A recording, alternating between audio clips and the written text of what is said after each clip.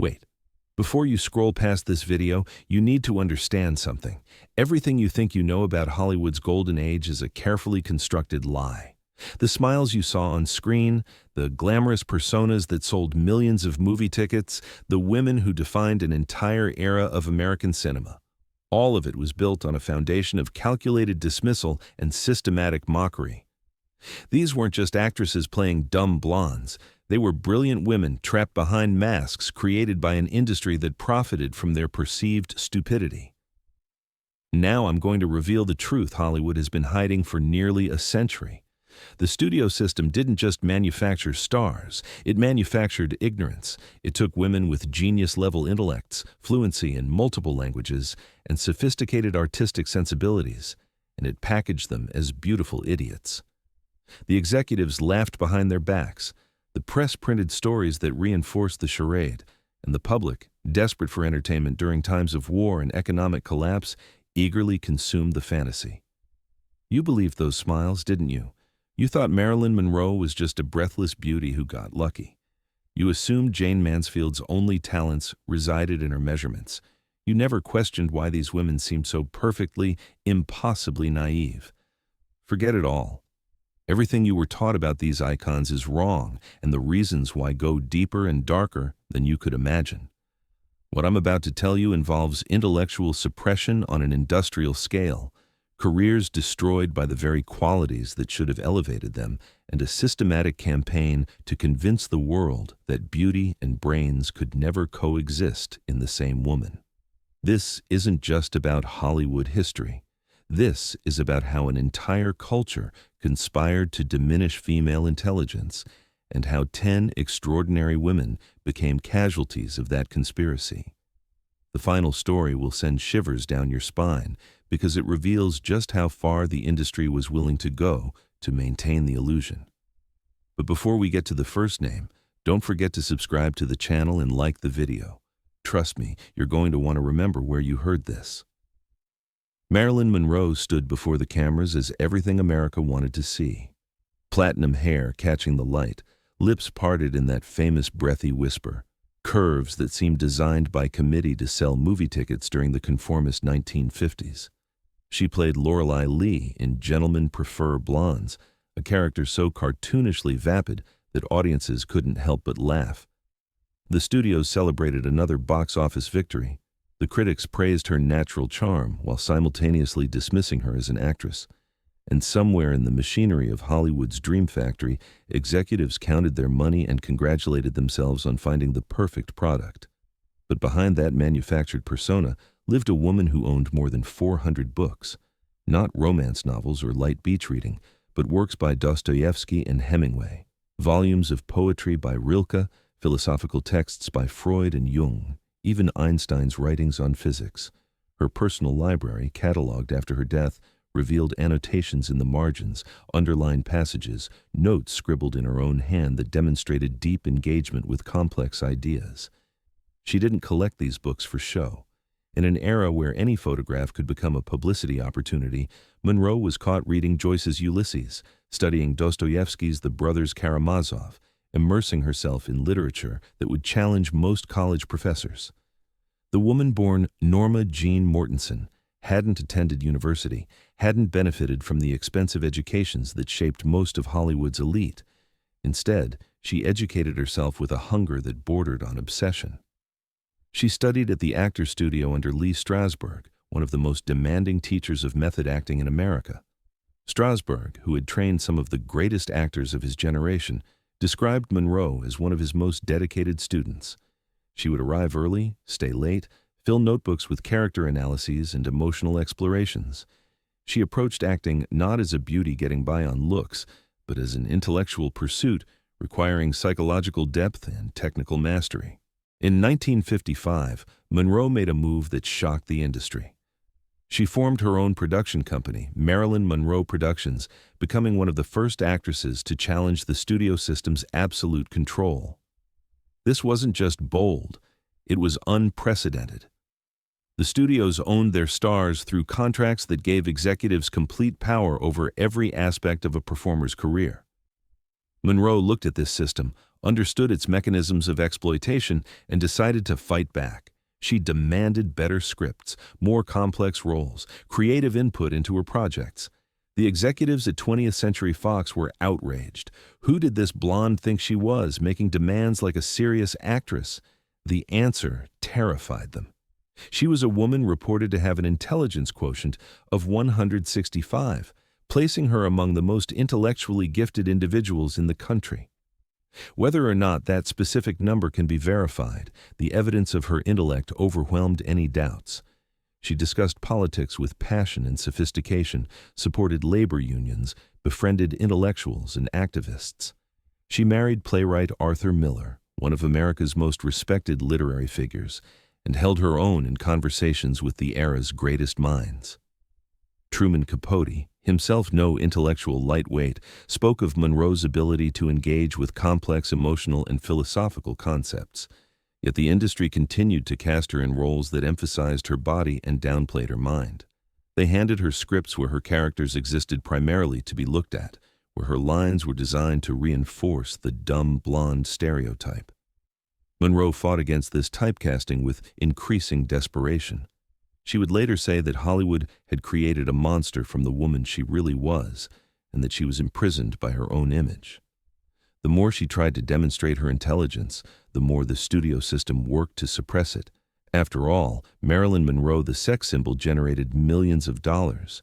Marilyn Monroe, the intellectual, threatened to disrupt the entire business model. The tragedy wasn't just that Hollywood misunderstood her. The tragedy was that they understood perfectly well and chose mockery over recognition. Studio executives privately acknowledged her intelligence while publicly maintaining the fiction of her stupidity. They knew about her reading habits, her acting studies, her political awareness. They simply didn't care because the profitable version of Marilyn Monroe required ignorance. So they manufactured it, sold it, and watched as the world bought the lie. If Hollywood had created one platinum blonde to prove that beauty precluded intelligence, they doubled down with Jane Mansfield. Where Monroe played coy naivety, Mansfield embraced exaggeration. Her publicity stunts became legendary for their shamelessness, wardrobe malfunctions that seemed too frequent to be accidental, photo opportunities that emphasized her measurements, interviews where she giggled through questions about her intellectual capacity. The press ate it up. Here was a woman who seemed to parody femininity itself, who took the dumb blonde archetype and performed it with such commitment that it became almost satirical. Mansfield claimed an intelligence quotient of 163. She spoke 5 languages with fluency: English, Spanish, French, German, and Italian. She had studied these languages not casually, but seriously, mastering grammar and nuance to the point where she could conduct interviews in multiple tongues. She played classical violin and piano, having trained in both instruments since childhood. She attended the University of Texas and later studied drama at UCLA, maintaining better than a B+ average throughout her academic career. Yet when journalists asked about her education, she would deflect with jokes about her body measurements, saying that most men were more interested in 40-21-35 than in her grade point average. This wasn't stupidity. This was survival. Mansfield had watched what happened to actresses who insisted on being taken seriously. She had seen Monroe's struggles with studio executives, witnessed the industry's hostility toward women who demanded respect for their intellects. So Mansfield made a calculated decision. She would give the public exactly what they expected, would perform the role of the brainless bombshell so convincingly that she could control her own career from within the stereotype. If they wanted a dumb blonde, she would give them the dumbest blonde imaginable, and she would laugh all the way to the bank. The strategy worked brilliantly until it didn't. Mansfield became one of the most photographed women in the world. She commanded massive fees for personal appearances, filled theaters with her stage shows, landed lucrative contracts that made her one of the highest-paid entertainers of her era. But she also became trapped by the very image she had cultivated. When she tried to take on more serious roles, critics couldn't see past the publicity stunts. When she demonstrated her linguistic abilities or discussed her intellectual interests, people assumed it was another joke, another layer of the performance. Behind the scenes, Mansfield maintained significant creative control over her projects. She wrote much of her own material, shaped her public persona with careful deliberation, made shrewd business decisions that her competitors underestimated. She wasn't just a beautiful face stumbling through Hollywood on luck and anatomy. She was a savvy businesswoman who understood exactly how the game was played and how to manipulate its rules to her advantage. The tragedy was that her success required hiding her intelligence so thoroughly that most people never knew it existed. The Hollywood establishment mocked her openly. At industry parties, executives would make jokes about Mansfield's intellectual capacity, secure in their assumption that the woman who posed for publicity photos in a bathtub filled with champagne couldn't possibly understand the economics of the entertainment business. They underestimated her constantly, dismissing her demands and ignoring her input, because they had convinced themselves that beautiful women with large breasts couldn't have functional brains. Mansfield let them think it, collected her paychecks, and occasionally allowed herself the private satisfaction of proving them wrong. Before Monroe, before Mansfield, there was Clara Bow, the original it girl, the woman who defined the flapper era and became the biggest box office draw of the late 1920s. She received 45,000 fan letters in a single month, a record that remained unbroken for decades. She personified the roaring 20s with her red hair, her energetic performances, her embodiment of the young working-class woman who refused to be constrained by society's expectations. America fell in love with her authenticity, her raw energy, her refusal to pretend she was anything other than a girl from Brooklyn who had made it big. Hollywood's elite hated her for it. Bow came from genuine poverty, raised in Brooklyn's tenements by a schizophrenic mother who once held a knife to her throat and threatened to kill her for wanting to become an actress. Her father was unreliable, often absent, unable or unwilling to provide basic necessities. She won her first role by entering a beauty contest, then worked her way up through sheer determination and natural talent. She never forgot where she came from, never tried to hide her working-class origins or adopt the refined manners that other stars cultivated once they achieved success. This honesty made her a pariah among Hollywood's social circles. The industry in the 1920s was desperately trying to establish itself as respectable, to prove that motion pictures could be high art rather than vulgar entertainment. Stars were expected to behave like aristocrats, to demonstrate that they belonged in polite society. Bow refused to play that game. She spoke candidly in interviews about feeling like an outsider in Hollywood, about not fitting in with the dignified stars who looked down on her Brooklyn accent and straightforward manner. She said she was a curiosity, a freak, because she insisted on being herself. The press portrayed her as unrefined and impulsive, using her working-class background as evidence of limited intelligence. They focused on scandal, her numerous romantic relationships, her gambling habits, her unconventional behavior. They painted her as someone who acted on instinct rather than thought, who succeeded through natural charisma rather than craft or intelligence. The implication was clear. Clara Bow might be entertaining, but she certainly wasn't smart. Yet Bow's performances demonstrated sophisticated emotional intelligence and technical skill. She could cry on cue, shift her mood with lightning speed, convey complex emotions through subtle changes in expression. Directors praised her instinctive understanding of camera work, her ability to gauge exactly how a scene would play on screen. She studied her craft seriously, worked to improve her performances, demonstrated the kind of professional dedication that required intelligence and self-awareness. The social rejection wounded her deeply. In interviews, she spoke about the snobs who held themselves up as examples while treating her like an inferior. She said they were frightful people, rigid and judgmental, more concerned with maintaining appearances than with being genuine human beings. She couldn't understand why being authentic, being herself, made her unacceptable to the Hollywood establishment. The answer was simple and cruel. The industry needed class distinctions. It needed to believe that some people were naturally better than others, and a working-class girl who succeeded on her own terms threatened that hierarchy. When sound films arrived, Bow's strong Brooklyn accent became another excuse for dismissal. Critics claimed she couldn't adapt, that her voice would ruin her career. In reality, she made successful transition to talkies, but the constant scrutiny and social rejection had taken their toll. She retired from acting at 28, exhausted by an industry that had profited from her talents while mocking her origins. The biggest star of her era left Hollywood broken by the same system that had made her famous. In 1951, Judy Holiday won the Academy Award for Best Actress, defeating Gloria Swanson for Sunset Boulevard and Bette Davis for All About Eve in one of the most competitive Oscar races in history. She won for playing Billy Dawn in Born Yesterday, a role she had perfected on Broadway over more than 1,600 performances.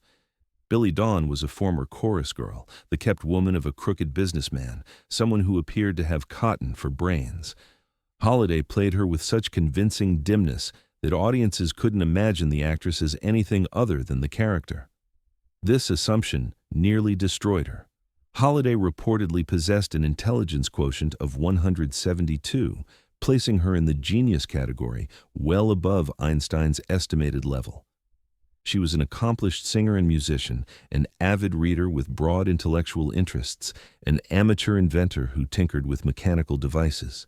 She had sharp wit, sophisticated political views, and a deep understanding of human psychology that informed every performance she gave. But because she played dumb blondes so brilliantly, the public assumed she was one. In 1952, 1 year after winning the Oscar, Holiday was called before a Senate subcommittee investigating communist influence in Hollywood. The McCarthy era had gripped America in paranoia, and entertainers with progressive political views faced career-ending accusations. Holiday was ordered to name names, to identify friends and colleagues who might have attended meetings or expressed sympathy for leftist causes. Refusing would mean blacklisting, the end of her career, potential criminal charges. Complying would mean betraying people she cared about and destroying their lives. 2 months pregnant, facing some of the most powerful men in America, Holiday made a brilliant tactical decision. She would play Billy Dawn. She adopted the squeaky voice, the confused expressions, the seemingly naive responses that had made her famous. When senators tried to trap her with loaded questions, she appeared not to understand what they were asking. When they demanded specific names and dates, she claimed not to remember, not to have realized what was happening at the time. She beguiled them with the same performance that had won her an Oscar, using their own assumptions about beautiful blonde actresses against them. The strategy worked. The committee couldn't prove anything against someone who seemed too stupid to understand politics.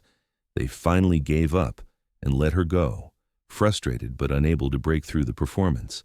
Holiday had saved her career and protected her colleagues through sheer acting skill and quick thinking. But the victory came at a terrible cost.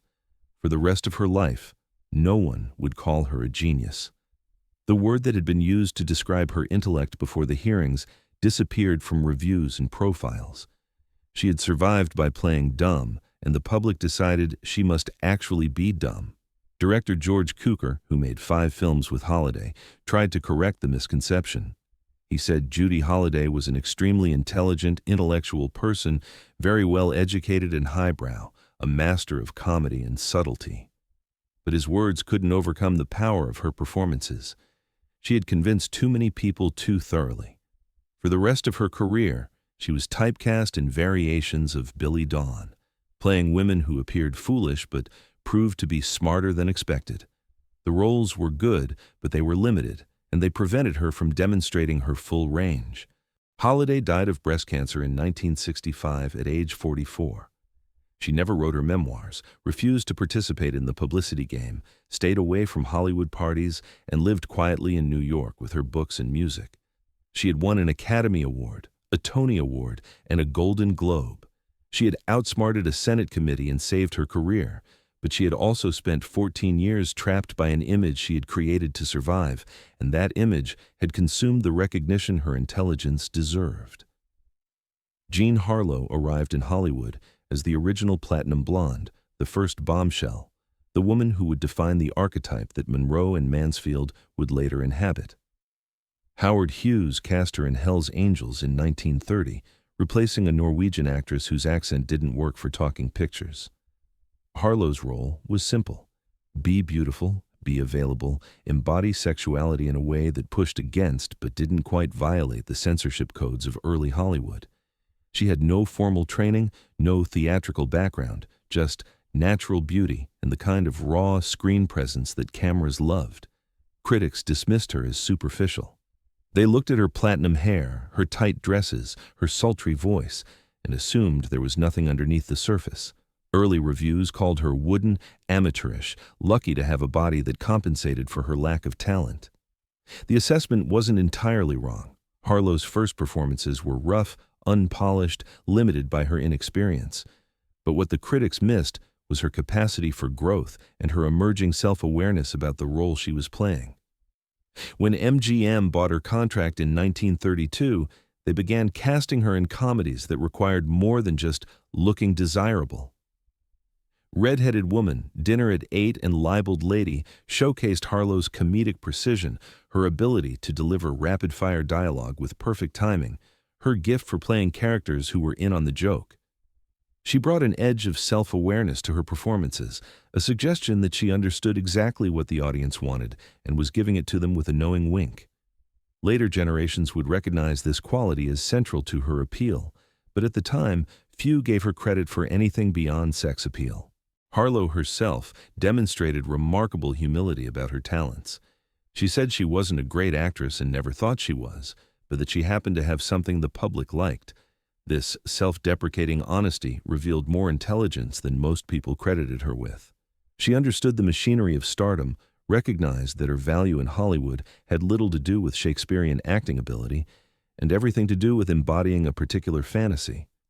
Rather than fighting against this reality or pretending she was something she wasn't, she accepted it and worked within its constraints. Behind the scenes, colleagues described a woman far more complex than her public image suggested. Clark Gable, who co-starred with her in 6 films, spoke of her as down-to-earth and professional, someone who worked hard and never let fame go to her head. William Powell, who was engaged to her at the time of her death, described her as sweet and genuine, far removed from the brassy persona she portrayed on screen. She had infectious laughter and real kindness, qualities that didn't fit the vamp stereotype. The studio system tried to reshape her image as her popularity grew, releasing press statements that claimed her childhood surname was the aristocratic Carpentier rather than the common Carpenter, inventing connections to Edgar Allan Poe, publishing photographs of her doing charity work.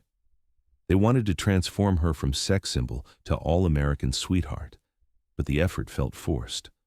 Harlow herself questioned whether she always had to wear low-cut dresses to be important, a comment that revealed her awareness of how her body had become her defining feature. In 1937, while filming Saratoga with Clark Gable, Harlow began showing symptoms of kidney failure. Studio doctors misdiagnosed her condition as flu, then as gallbladder trouble, missing the life-threatening illness until it was too late. She died on June 7th at age 26, her career cut short just as she was beginning to demonstrate the full scope of her abilities. The film was completed using body doubles and became the highest-grossing movie of the year, with audiences packing theaters to see the final performance of a woman they thought they knew but had never really understood. Mae West wrote her own rules. In an era when women were expected to be passive and demure, West created a persona built on sexual aggression and comedic boldness.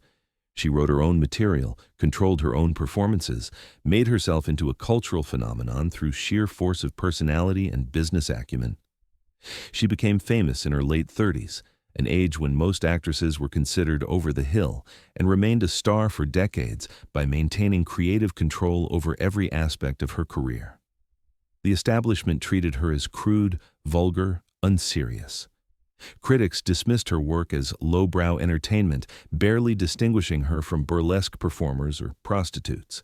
Censorship boards targeted her relentlessly, cutting her lines and banning her films because they considered her humor too sexually explicit. The implication was always the same.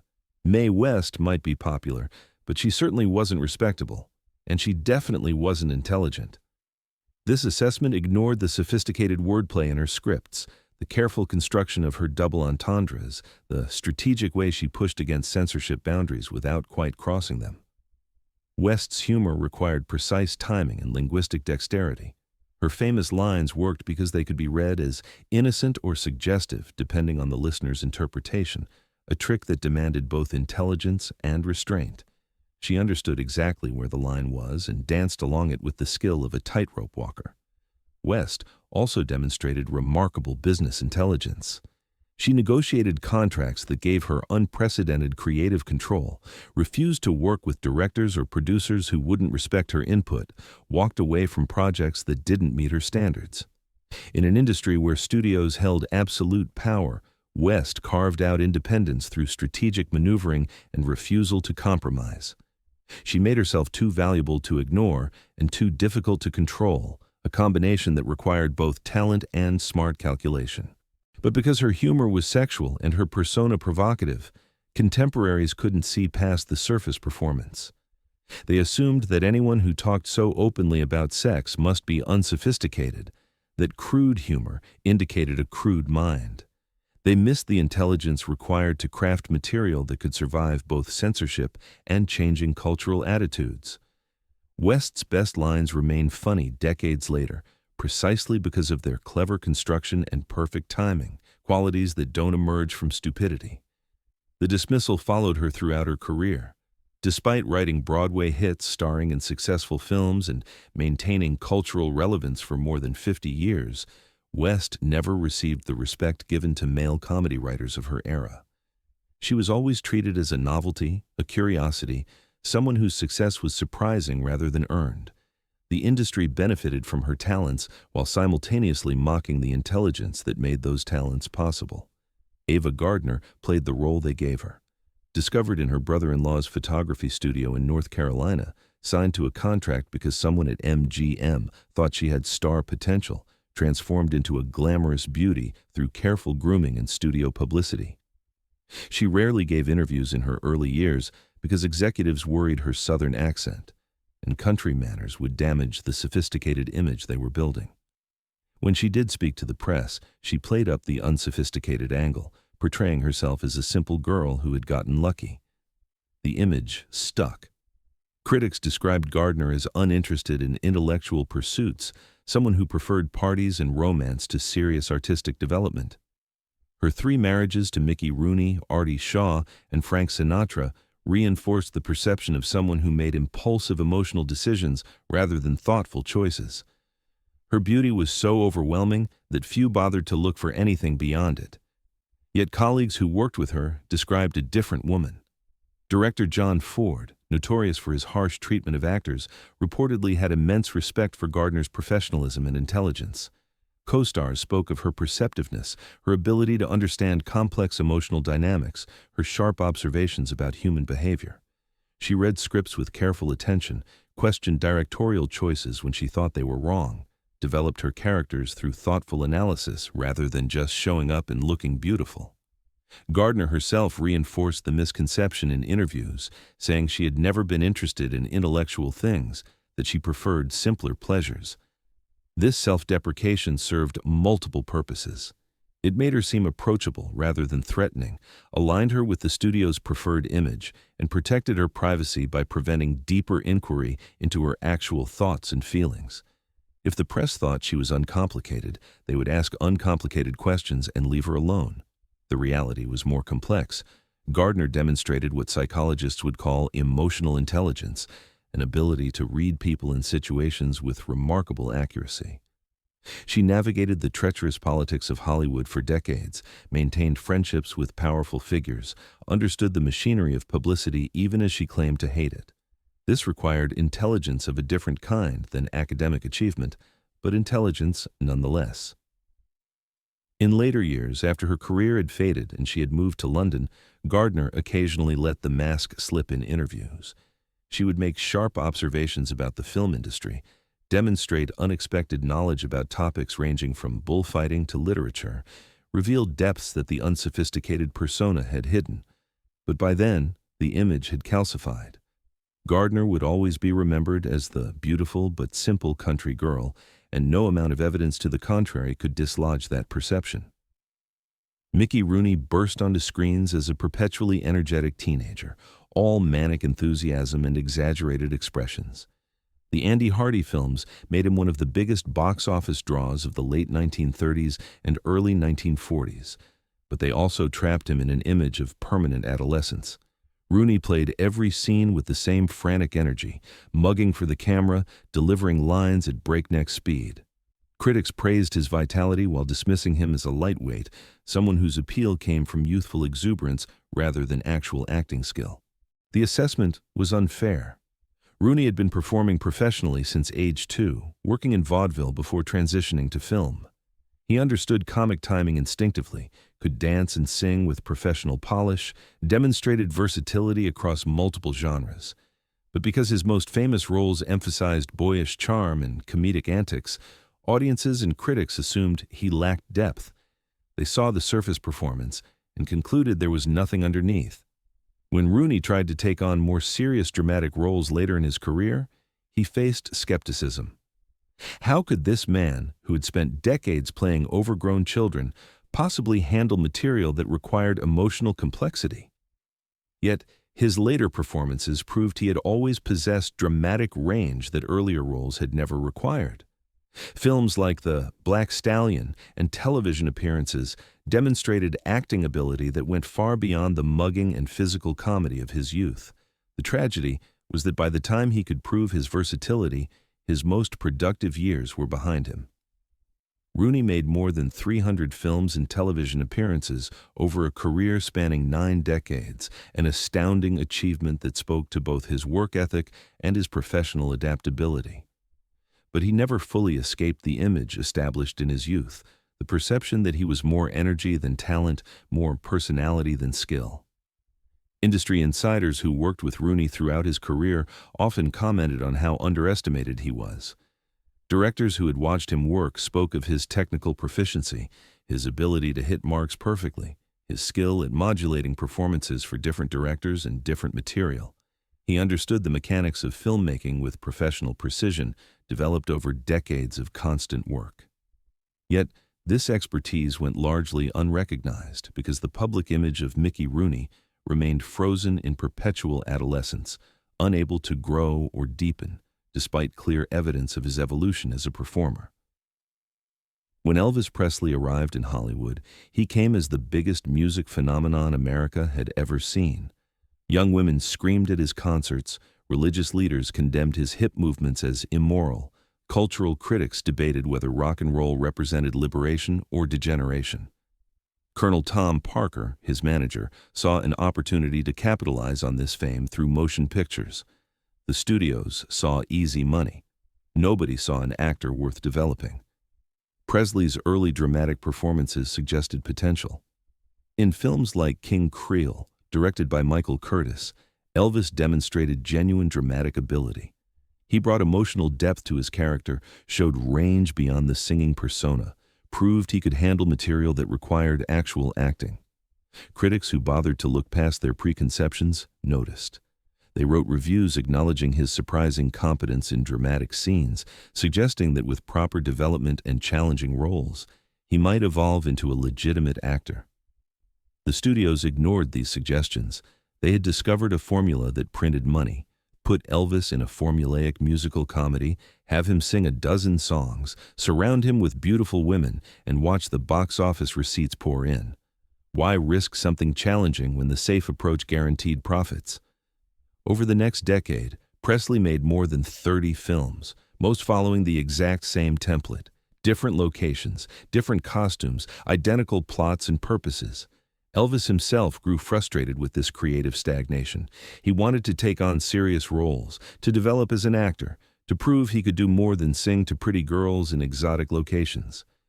But his contract gave him no creative control, and Colonel Parker had no interest in artistic development. The manager wanted maximum profit with minimum risk, and formulaic musicals delivered exactly that. Presley was trapped by his own success, forced to repeat the same performance over and over because the system would not allow him to grow. Critics mocked him mercilessly. They treated his films as jokes, evidence that rock and roll stars were naturally unsuited for serious acting. They assumed his limitations as an actor were inherent rather than imposed by the material and the production system. The mockery ignored the obvious truth. An actor can only be as good as the scripts, directors, and opportunities provided. Give someone formulaic garbage year after year, and they cannot demonstrate what they might achieve with better material. The frustration contributed to Presley's eventual decline. Knowing he was wasting his potential, trapped in an endless cycle of mediocre films that did nothing to challenge or develop his abilities, he gradually lost interest in the work. He started phoning in performances, stopped fighting for better material, accepted that Hollywood would never take him seriously no matter what he did. The industry had decided he was limited, and that decision became self-fulfilling prophecy. When Presley's film career finally ended and he returned to live performance, the critical rehabilitation began. Suddenly, reviewers noticed his charisma, his stage presence, his ability to connect with audiences. The same qualities they had mocked in his films became praiseworthy in concerts. The difference wasn't Elvis. The difference was context and critical willingness to actually look at what he was doing rather than dismissing it based on preconceptions. Doris Day smiled. She smiled through romantic comedies where the most dramatic conflict involved telephone pranks. She smiled through musicals where happiness arrived on cue. She smiled in publicity photos, in interviews, in every public appearance. America fell in love with that smile, that voice, that image of wholesome optimism that seemed incapable of acknowledging darkness or complexity. She became the girl next door writ large, the embodiment of sunny 50s conformity, someone whose very presence suggested that everything would work out fine. The image was carefully constructed and ruthlessly maintained. Studios marketed Day as perpetually cheerful, eternally optimistic, the kind of woman who would make a perfect wife and mother. Her films reinforced this perception, casting her in roles that emphasized innocence and virtue. Even when she played career women, they were nice career women, never threatening or challenging, always ultimately willing to subordinate their ambitions to romance. Critics praised her singing voice and comic timing while dismissing her as lightweight, someone whose appeal came from being pleasant rather than interesting. This assessment ignored the steel underneath the sunshine. Day fought with directors over how her characters should be portrayed, arguing for depth and nuance in roles that could easily have been played as pure cotton candy. She pushed back against studio executives who wanted to control every aspect of her image and career. She made shrewd business decisions that should have secured her financial future, though later betrayals by her husband and manager would destroy that security. Behind the public persona, Day's private life included profound challenges that the cheerful image obscured. She experienced the kind of personal tragedies and relationship difficulties that would have broken many people, but the studio system insisted she maintain the appearance of uncomplicated happiness. Any hint that Doris Day might be anything other than perpetually sunny could damage the brand, so she smiled through pain and presented the image the public demanded. Later in life, after stepping away from performing, Day gave interviews that revealed surprising depths. She spoke with candor about the difficulties of her marriages, the financial betrayals she had suffered, the ways the Hollywood system had constrained and misrepresented her. She demonstrated sharp intelligence about the mechanics of stardom and clear-eyed understanding of how her image had both made and limited her career.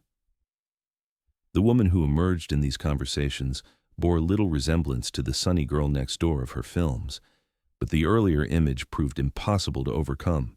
No matter what Day revealed about her actual personality and experiences, the public continued to see her through the lens of those wholesome comedies and cheerful musicals. She had done her job too well, convinced too many people too thoroughly that the performance was reality. The tragedy was that this very success prevented recognition of the resilience and intelligence required to maintain that performance for decades while dealing with private struggles that would have destroyed the carefully crafted image if they had become public. 10 women, 10 brilliant minds, 10 careers shaped by an industry that profited from pretending they were stupid.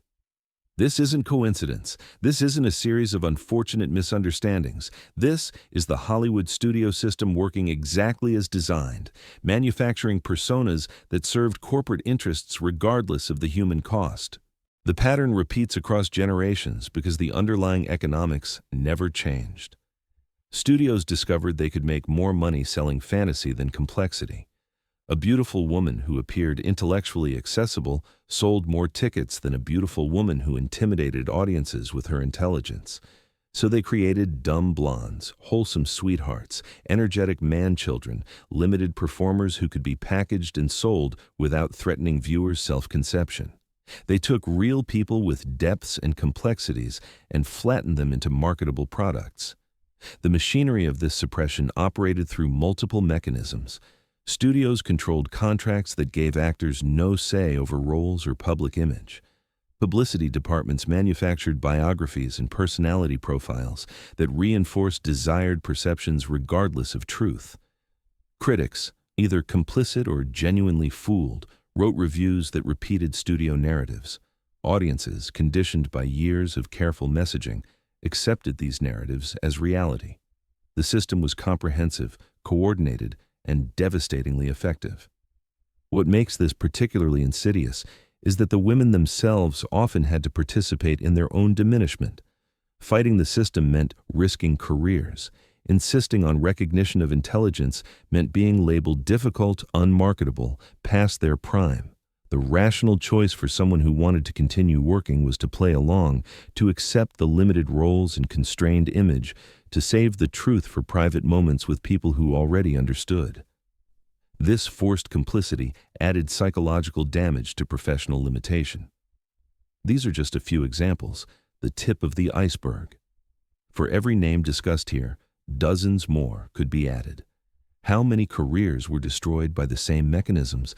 How many brilliant women accepted reduced opportunities because the alternative was no opportunities at all?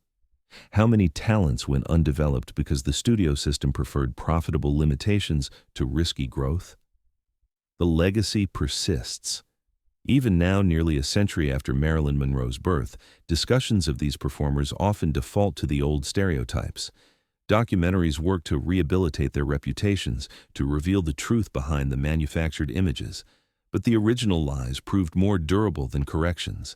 The dumb blonde, the wholesome sweetheart, the limited performer, these archetypes survive because they served a purpose that transcended individual careers.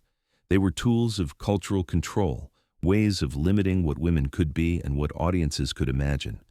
You've looked behind the curtain now. You've seen the machinery that created the illusions, the calculated mockery that masqueraded as entertainment, the systematic suppression of female intelligence that defined an entire era of American cinema.